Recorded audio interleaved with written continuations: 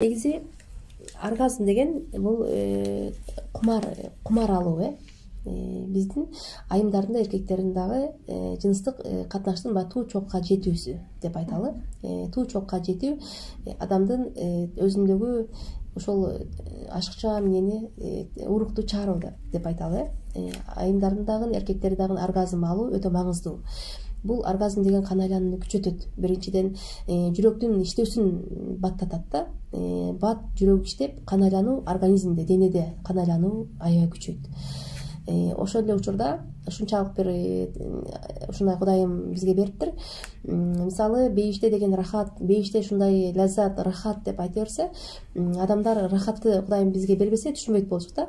Бул ушундай бир жыныстык катнашта ушундай бир рахаттын бир сонун бир бөлүгүн бизге, кичине бөлүгүн берип коюптур да. Рахат деген ушундай деген. Эми ушундай бир рахаттын болбой калуусу көпчүлүк айымдарда көбүрөөк кездешет. Ошо 80% айымдарда оргазмдын жок болуусу, биздин кыргыз айымдарында айрыкча. Бул деген өтө эле баягы кыздарды ушундай уят деп өтө көп эмне кылып жиберүү, ашыкча тыюу да.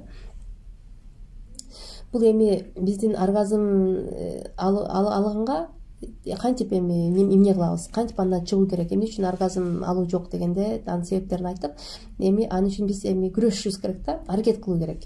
Бул интимдик гимнастика бир жагынан жардам берет, андан сырткары мээ менен да иштөө керек да.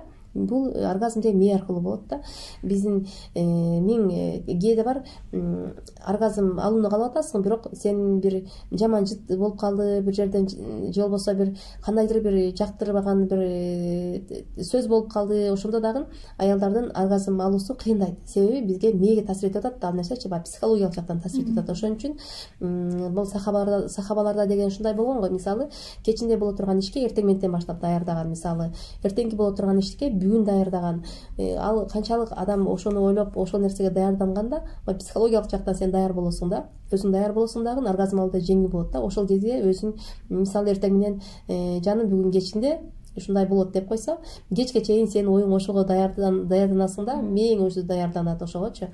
Анан ошентип кечиндеги болгон ишке сен толук баардык денең менен, мээң менен, психологиялык жактан, баардык жактан сен даярсың.